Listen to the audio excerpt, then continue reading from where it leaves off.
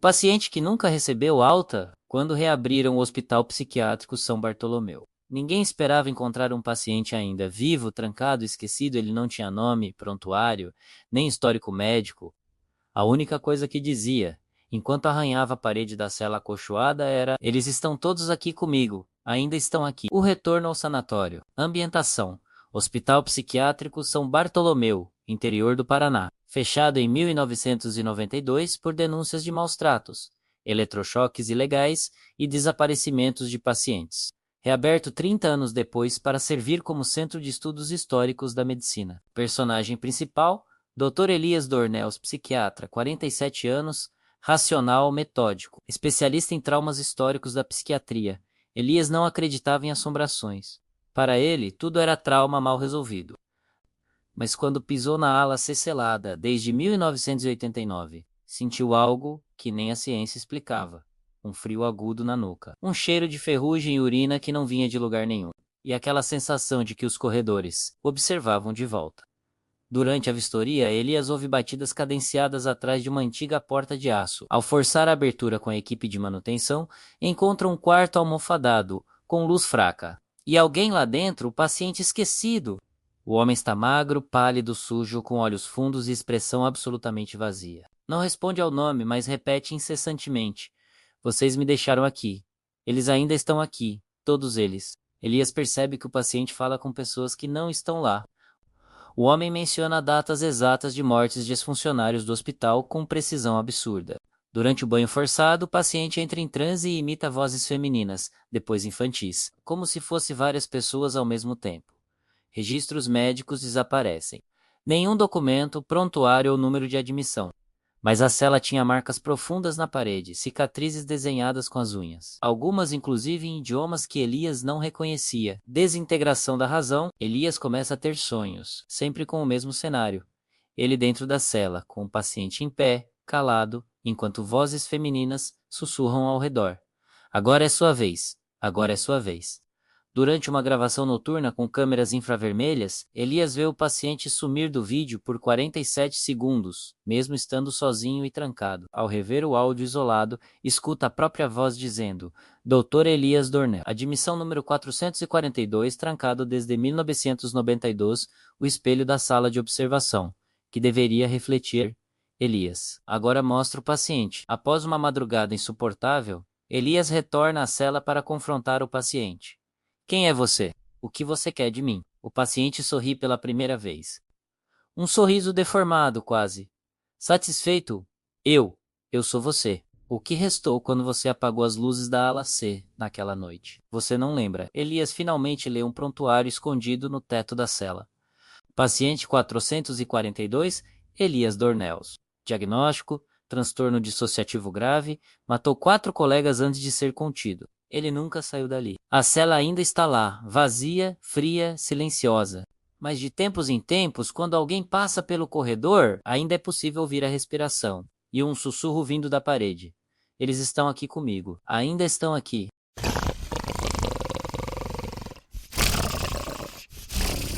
O reflexo que não era meu, baseado em relatos reais coletados em fóruns sobre fenômenos do espelho. Tudo começou com um olhar errado. Juliana era uma mulher comum. Professora de literatura, morava sozinha em um apartamento antigo no centro histórico de Curitiba. O prédio, construído nos anos 40, mantinha espelhos de parede em quase todos os cômodos, uma exigência estética da época. Ela nunca havia se importado com isso até a noite em que viu algo diferente. Tudo começou de forma sutil. Ao escovar os dentes, notou um leve atraso em seu reflexo, nada gritante. Apenas meio segundo a mais para levantar a cabeça. Pensou que fosse cansaço. Mas na noite seguinte, o espelho do corredor mostrou algo mais. Ela passou por ele apressadamente e viu seu reflexo parado, olhando para trás. Ela congelou. Voltou com os olhos arregalados. Nada. O reflexo agora a acompanhava normalmente. Riu, nervosa. Preciso dormir mais. Mas o reflexo sorria quando ela não sorria. Piscava quando ela mantinha os olhos abertos. Se aproximava quando ela se afastava. Juliana começou a evitar espelhos. Quebrou do banheiro, cobriu os outros com lençóis. Mas em sonho eles continuavam lá, e o reflexo falava com ela. Relatos que ninguém quer ouvir. No trabalho, Juliana passou a perder a concentração. Durante uma aula, um aluno levantou a mão. Professora, por que a senhora estava rindo para a parede agora há pouco? Ela não respondeu. Câmeras de segurança do corredor da escola mostravam Juliana parada diante de uma janela, rindo para o vidro escuro. Ela não se lembrava disso. Buscou ajuda, visitou uma terapeuta, mas durante a primeira consulta, a profissional notou algo estranho. Juliana, você sabe que está falando com o espelho do consultório há 5 minutos. Ela fugiu. Cada dia, o reflexo ganhava mais personalidade. Ele parecia saber coisas que ela não sabia. Revelava segredos do passado. Sussurrava nomes de pessoas mortas. Uma noite, ele murmurou: Você não foi a primeira. Sua mãe também me viu. Assustada, Juliana foi até a casa da tia-avó, a última parente viva por parte de mãe. Após insistir muito, ouviu sua mãe. Antes de morrer, dizia que o espelho da penteadeira vigiava. A gente achava que era depressão, mas ela arrancou todos da casa. O único que sobrou é esse aqui. A velha mostrou um espelho oval, com moldura negra e entalhes de símbolos que Juliana não reconhecia. Ao tocá-lo, sentiu um arrepio subir pela espinha.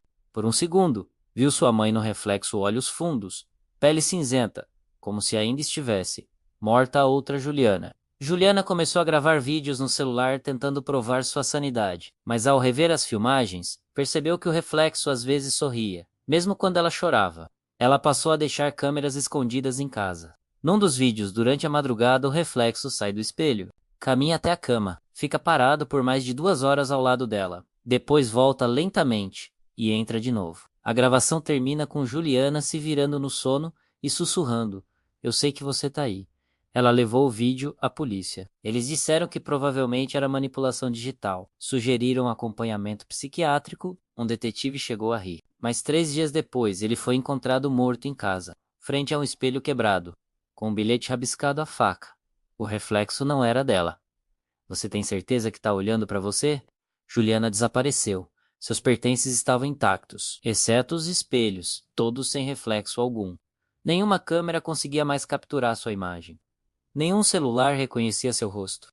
A única coisa deixada sobre a mesa foi um diário. Nele, uma anotação final. O que somos, sem nossos reflexos? E se aquilo que vemos for apenas o que nos permite ser visto, talvez sejamos só o espelho de algo mais sombrio, nos observando por trás do vidro desde o nascimento. O caso foi arquivado, mas de tempos em tempos. Alguém que se muda para o apartamento 302 do edifício Orquídea relata o mesmo fenômeno. Meu reflexo. Ele parece mais vivo do que eu. Perguntas que permanecem. Juliana estava enlouquecendo. Ou havia de fato algo ali? O espelho era amaldiçoado. Um portal? Um ser que se alimenta de identidade? Ela sumiu ou foi substituída? E você? Tem certeza de que o reflexo que está te olhando agora é mesmo seu?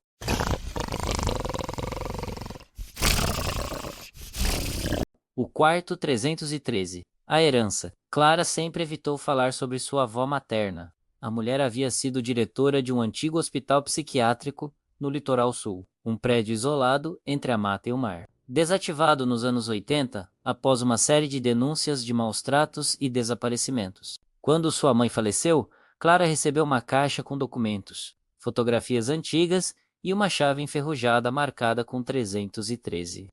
Dentro da caixa, um bilhete. Você precisa saber a verdade antes que te encontrem. Tá tudo lá. Movida por um misto de medo e curiosidade, Clara, legista experiente e cética, decide visitar o hospital agora interditado, mas ainda erguido como um cadáver de concreto entre as árvores. Ecos do passado. O hospital é uma cápsula do tempo. Fichas empoeiradas, cadeiras viradas, instrumentos cirúrgicos abandonados. Ela encontra o registro da avó no quadro de funcionários e também o de um psiquiatra chamado Dr. Aníbal, que, segundo boatos, realizava terapias experimentais. No andar superior, a placa quarto 313 está quase ilegível. A chave enferrujada se encaixa perfeitamente. A porta range e se abre revelando um quarto com as paredes cobertas por rabiscos de tinta vermelha. Datas, nomes e palavras repetidas como um mantra.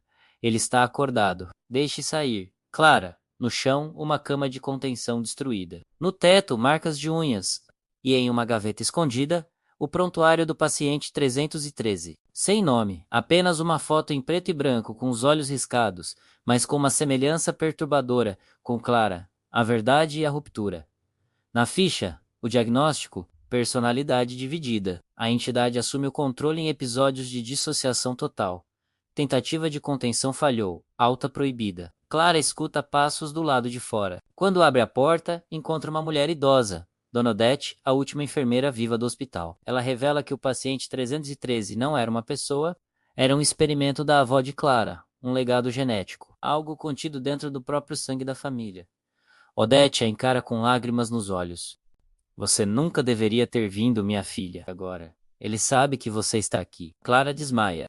Ao acordar, ela acorda amarrada à cama, 313. A luz pisca. A porta está trancada. A câmera antiga no canto do teto se move sozinha. Uma voz ecoa, mas não vem de fora, vem de dentro. Você não herdou o hospital, você herdou a mim. As últimas imagens são vistas de uma câmera de segurança corroída, Clara em pé, encarando o teto, rindo, mas os olhos não eram mais dela.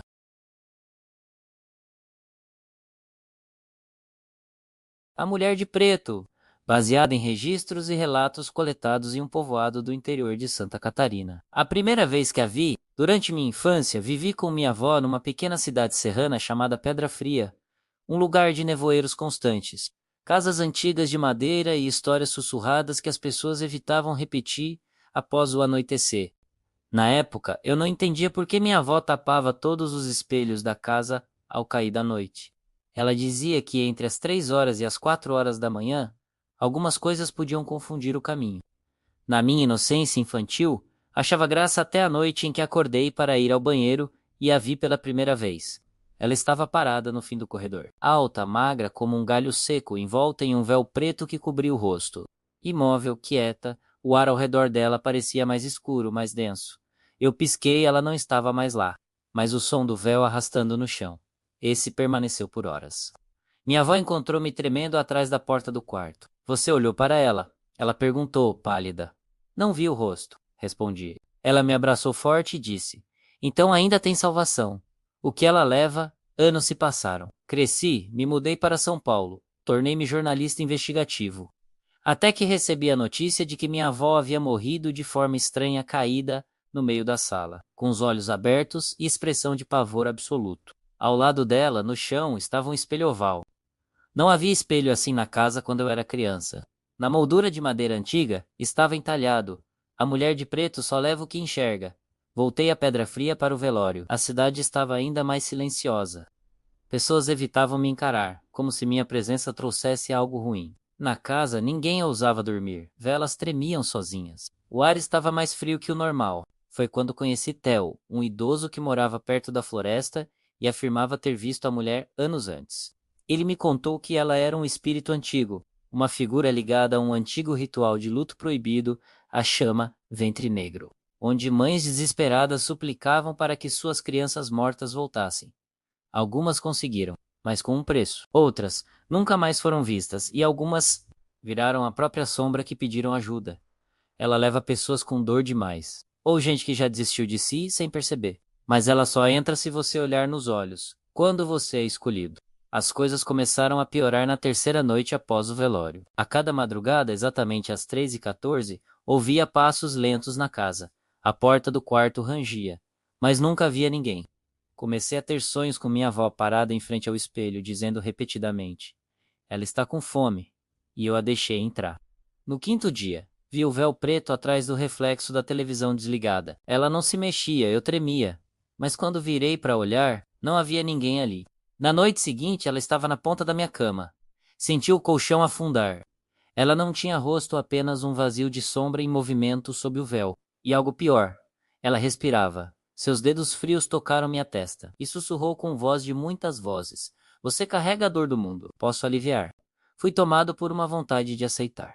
Era como ser embalado no ventre, seguro, sem sofrimento, quase cedi. Mas quando vi o reflexo no espelho da penteadeira, percebi que eu não estava lá. Ela já estava me usando como rosto, eu ainda estou aqui? Fugi da casa, voltei à cidade. Vendi tudo, mudei de país. Fiz terapia, sessões de regressão, tratamento psiquiátrico.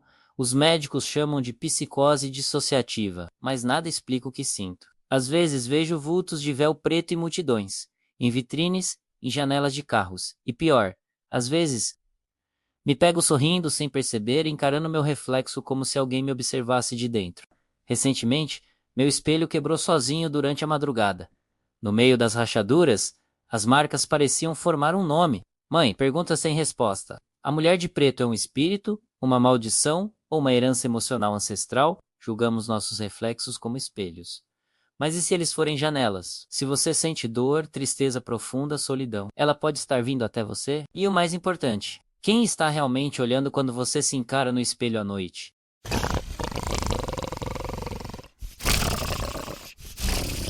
A porta que nunca deveria se abrir. Baseada em testemunhos anônimos publicados em um antigo fórum removido da Deep Web. O símbolo na madeira. Rafael era técnico de manutenção predial, trabalhava há anos em prédios antigos, fazendo reformas, restaurações e pequenas demolições. Já tinha visto de tudo: vazamentos atrás de paredes, restos mortais de animais entre vigas, até pequenos santuários secretos de antigos moradores. Mas nunca havia visto uma porta que não existia na planta do prédio.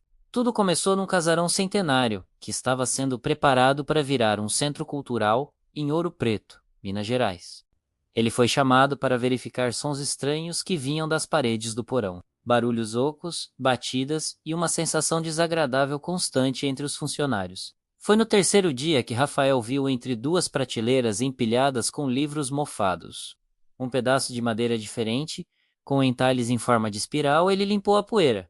Era uma porta, sem maçaneta, sem dobradiça visível, sem qualquer tranca, e mesmo assim parecia pulsar, como se respirasse. Chamou o engenheiro responsável, que jurou que aquilo não existia quando fizeram o levantamento do espaço. Tentaram abrir com ferramentas sem sucesso, até que Rafael encostou a palma da mão, e ela se abriu sozinha, o quarto sem ar.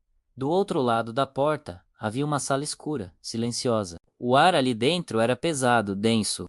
As paredes eram cobertas por símbolos desenhados com o que parecia ser sangue seco. No chão, marcas de pés descalços voltados para dentro, como se várias pessoas tivessem entrado, mas nenhuma saído. No centro da sala, havia apenas uma cadeira de madeira voltada para a parede, e acima dela escrito em letras tortas e trêmulas: "A porta não abre." Ela chama. Rafael ficou em choque. Ao sair, contou aos colegas, mas quando voltou para mostrar, a porta havia desaparecido. A parede estava lisa, sem emendas, como se nada tivesse acontecido. Tentaram quebrar o reboco. Atrás, apenas tijolos. Nenhum espaço oco, nada, mas naquela noite, Rafael começou a ouvir batidas do outro lado da parede do próprio quarto. 3 batidas. Sempre às 3h33 e uma voz suave que sussurrava: "Você me abriu. Agora me deixa entrar." Vozes sem corpo. Nos dias seguintes, ele teve lapsos de memória.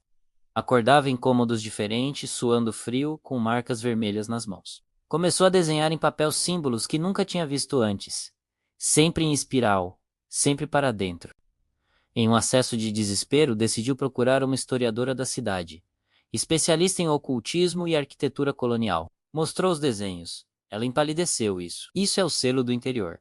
É um símbolo proibido. Significa abrir passagem para o espaço entre os mundos. Nunca deve ser desenhado, muito menos reconhecido. Ela contou que, no século XVIII, durante a época do ouro, existia um culto escondido que realizava rituais de confinamento espiritual. Eles não invocavam espíritos, eles os trancavam. E a porta era o selo final. Um dos membros do culto enlouqueceu, abriu uma dessas portas, e nunca mais foi visto. Se você viu a porta, ela viu você. Está atrás de você. Rafael começou a perder a noção do tempo. As batidas aumentaram. Câmeras em sua casa gravaram ruídos indecifráveis. Uma sombra aparecia nas imagens, mas não se via a porta, até que ele desapareceu. A polícia encontrou seu apartamento trancado por dentro, tudo em ordem, exceto por um detalhe. No canto do quarto, havia uma porta idêntica à do casarão entalhada no reboco, com o símbolo espiral, e uma carta escrita em sangue. Ela só precisa que você encare. A curiosidade é a maçaneta. O medo é a chave. E você já abriu demais. Perguntas que permanecem. A porta existia realmente ou era um fenômeno psíquico induzido? Rafael foi possuído, sequestrado ou absorvido por algo além da compreensão. A porta surge para quem a procura ou para quem tenta esquecê-la. Se você sonhar com uma porta hoje à noite, tem certeza de que será só um sonho?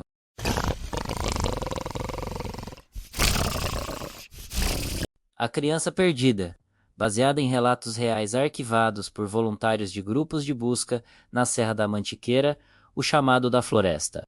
Numa pequena cidade encravada na Serra da Mantiqueira, cercada por trilhas antigas e mata densa. Uma menina de 7 anos chamada Alisa desapareceu durante um piquenique em família. Foi num domingo, por volta das 14 horas, que ela soltou a mão da mãe para seguir uma borboleta azul e simplesmente sumiu entre os arbustos. A família correu, gritou, procurou por horas, mas não havia pegadas, roupas ou sons. Apenas um silêncio cortante e a estranha sensação de que a floresta havia engolido o som, como se tivesse fechado. As buscas duraram 9 dias. Nada foi encontrado, exceto um detalhe: uma pequena boneca feita de pano e palha, colocada cuidadosamente sobre uma pedra, com olhos costurados com linha vermelha, algo que a mãe jurou que não era de Alisa. Na mesma semana, um velho morador da região foi até a polícia e sussurrou: ela não está perdida. Ela foi escolhida, aquela trilha é da linha morta, onde o tempo dobra. O retorno. 3 anos depois, numa manhã cinzenta, Alisa reapareceu. Estava sentada calmamente nos degraus da escola onde estudava, com a mesma roupa que usava no dia do desaparecimento, intacta, surradeteira, sem sinais de envelhecimento. Mas havia algo errado. Muito errado. Ela não reconhecia a mãe, não chorava, só repetia, olhando para um ponto fixo. A moça de rosto virado disse que eu não podia olhar para trás. Eu não olhei.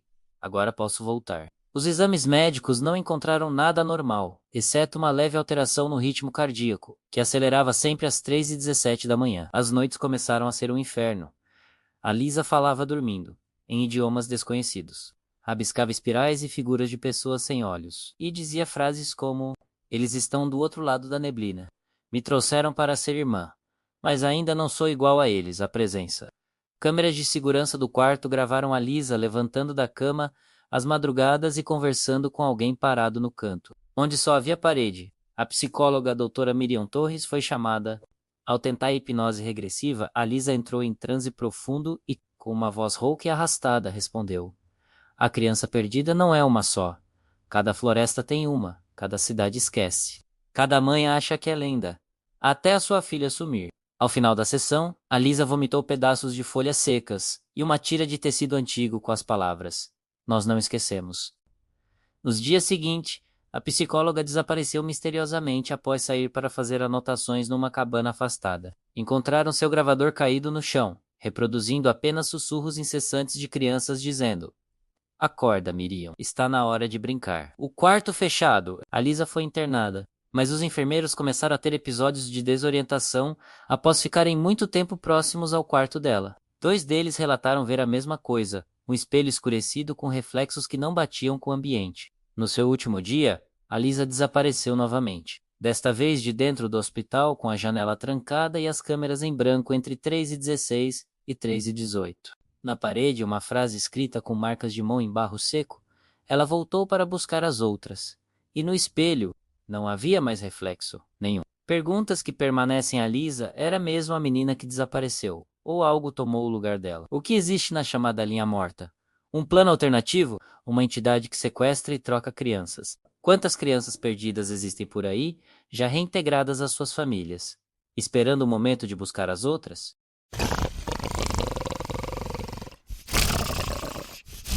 O novo berço.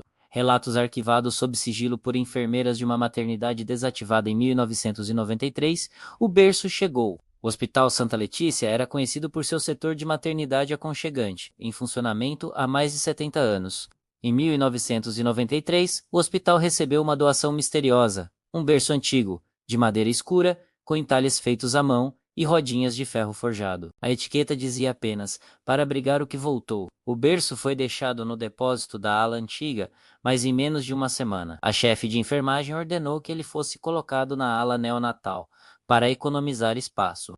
A primeira enfermeira a se opor, Marlene, com 12 anos de experiência, pediu demissão 2 dias depois, alegando que o berço sussurrava à noite. Choro sem bebê. Poucos dias após o berço ser colocado na ala, enfermeiras começaram a relatar sons de choro entre 2 horas e 4 horas da manhã, mas todos os bebês estavam dormindo ou em observação.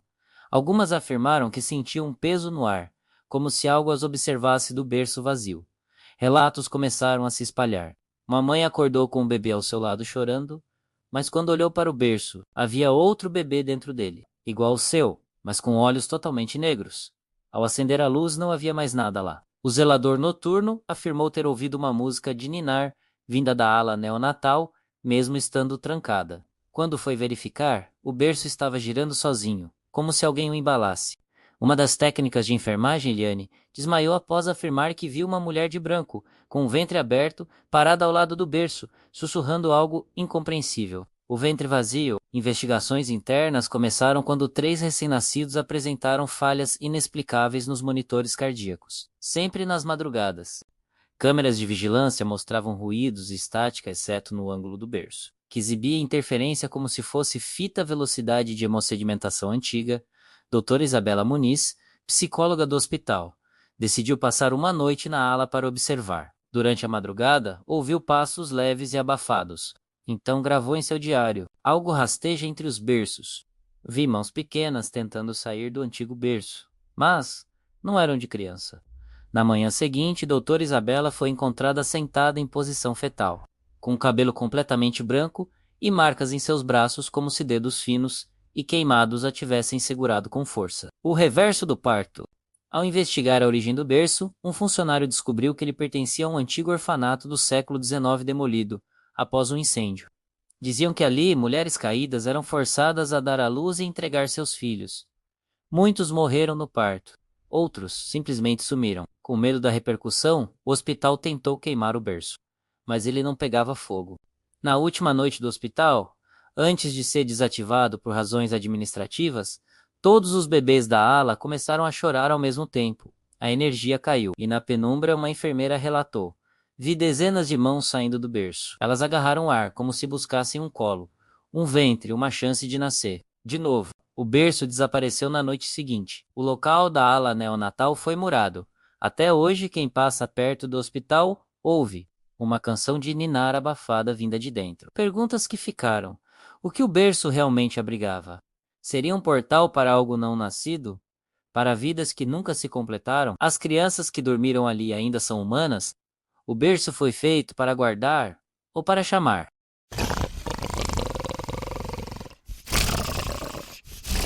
O orfanato abandonado, baseado em relatos encontrados no diário de uma ex-funcionária e em registros policiais arquivados.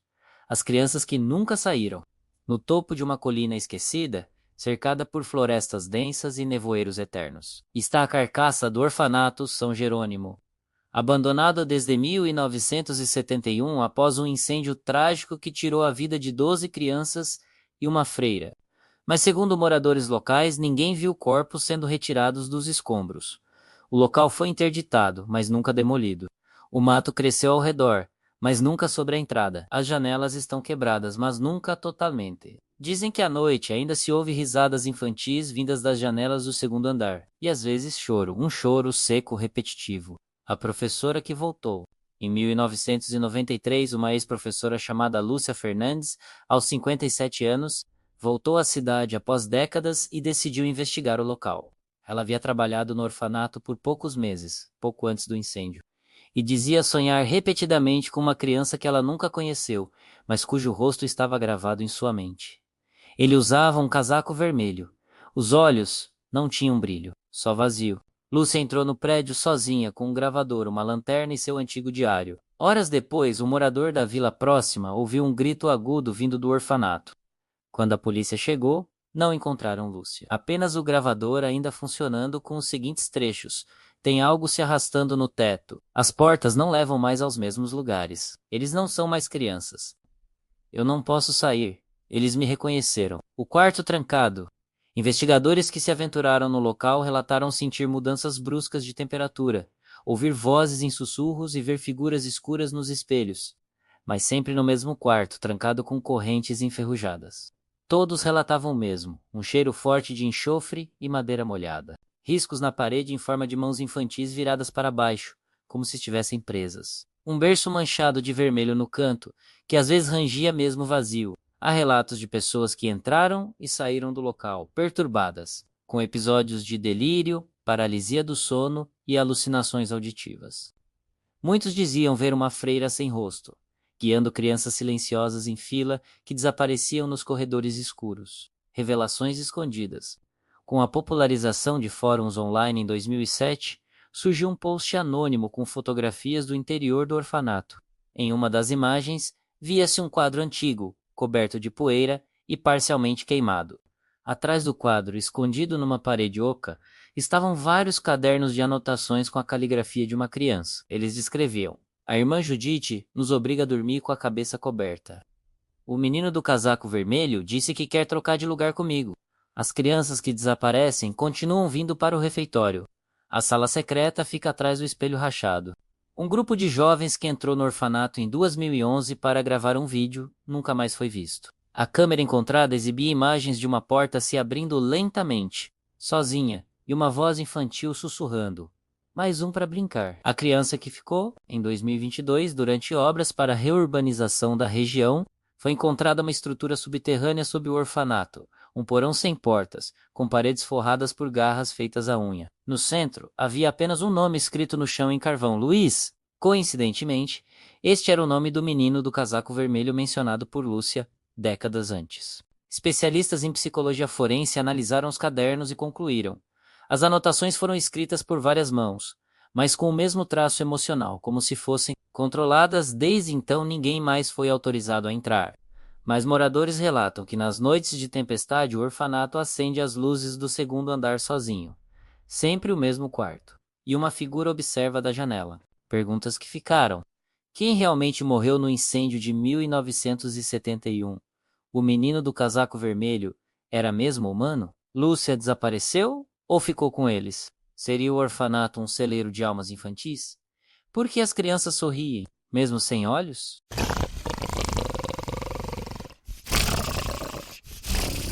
Estrada de Terra.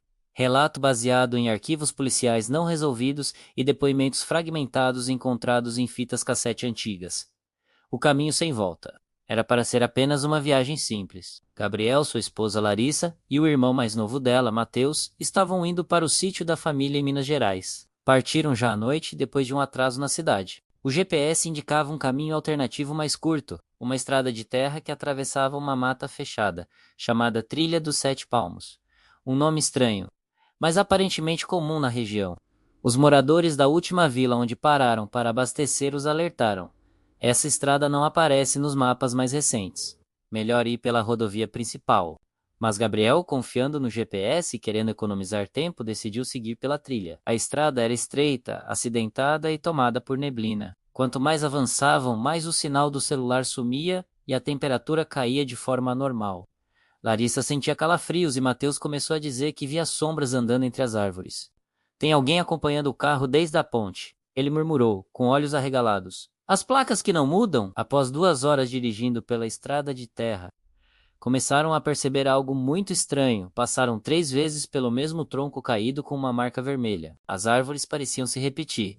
Os sons da floresta estavam presos num ciclo, os mesmos grilos, o mesmo assovio do vento, o mesmo estalo seco à esquerda.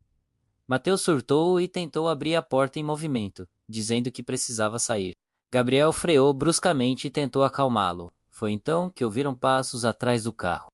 Larissa olhou pelo retrovisor e sussurrou: tem uma mulher, de vestido branco. Com a cabeça pendendo para o lado, ela está sorrindo. Gabriel virou-se rápido, mas não havia ninguém. Só o escuro e o som da floresta. Tentaram dar ré e voltar, mas a estrada não permitia retorno. Árvores que não estavam ali antes agora bloqueavam o caminho. Eles estavam presos dentro de um loop, onde cada curva levava de volta ao mesmo lugar.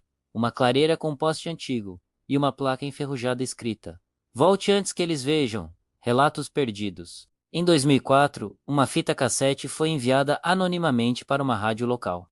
Nela, a voz de uma mulher desesperada. Estamos aqui há dias, não sentimos mais fome. Não envelhecemos, Mateus desapareceu no mato. Toda vez que tentamos dormir, sonhamos com a mesma coisa. Uma criança sem rosto, pedindo carona. E hoje ele apareceu no banco de trás. Essa gravação nunca foi confirmada como real, mas coincidiu com o desaparecimento de um casal e um jovem de nome Mateus, desaparecidos sem explicação na mesma região. A escolha final, Larissa teve um colapso. Começou a rir histericamente, dizendo que tudo ali era uma armadilha criada por eles, mas ninguém sabia quem eram eles. Gabriel decidiu sair do carro com uma lanterna e uma faca. Caminhou por cerca de 200 metros até encontrar uma capela abandonada no meio do nada. Lá dentro, velas acesas sem fogo, só calor e nas paredes, centenas de nomes riscados com sangue seco. O último nome escrito era Gabriel Autor. Ele voltou correndo, mas o carro havia desaparecido. Em meio ao silêncio, a estrada começou a mudar. O chão virou lama, os galhos se mexiam sozinhos, e as sombras começaram a segui-lo. Uma voz sussurrava seu nome, mas nunca vinha de um ponto fixo. Gabriel gritou. Correu, caiu, tentou rezar, mas a estrada nunca o deixou sair. Perguntas que ficaram. A estrada de terra era mesmo real, ou um limbo criado por traumas antigos? Quem eram eles? A mulher do vestido branco. Estaria ligada aos desaparecimentos da região? Como as vozes sabiam o nome dos que passavam ali? Quantas pessoas já entraram naquela trilha e nunca voltaram? Último registro conhecido. No final de uma das fitas enviadas à rádio, um som abafado aparece. Um sussurro que diz: toda estrada leva a algum lugar, mas esta leva até você.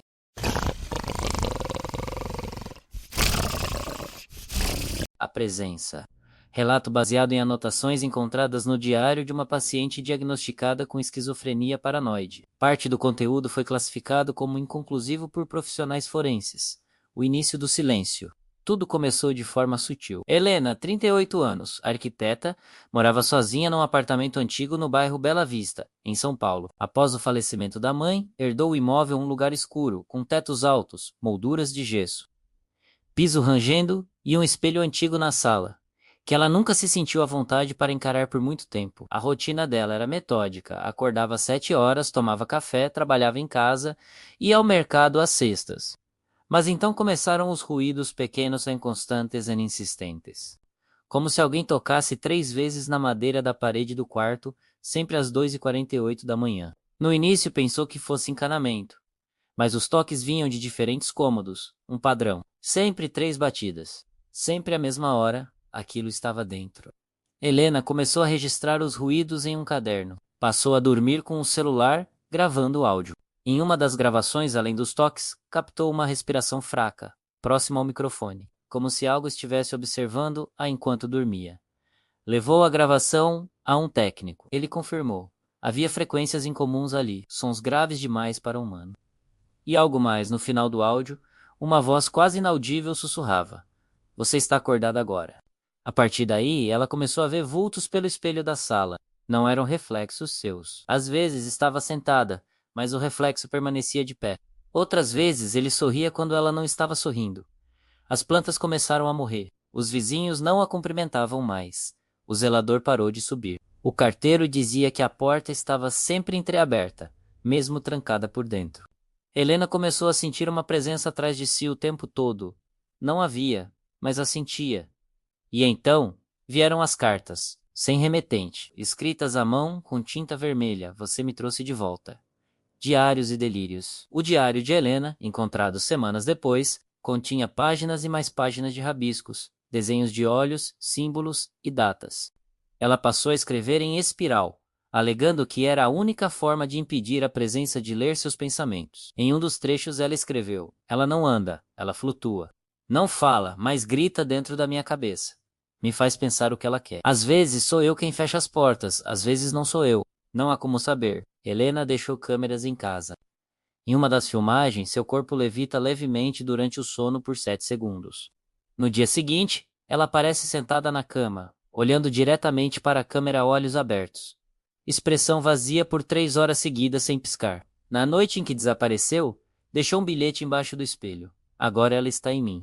O espelho foi removido pelas autoridades e levado para um centro de análise, onde o investigador-chefe relatou ver algo se mover atrás de seu próprio reflexo. Ele pediu afastamento 3 dias depois. Pergunta sem resposta: o que era presença? Uma manifestação da mente. Ou algo real, vindo de outro plano? Por que os reflexos no espelho tinham vida própria? O que significavam os sussurros às 2h48? A quem pertenciam as cartas escritas à mão? Para onde Helena foi? E por que a câmera continuou gravando por 2 dias mesmo sem energia elétrica no prédio? Última página do diário. Se você está lendo isso, ela já encontrou você. Ela só precisa que alguém saiba. Agora, ela está acordada.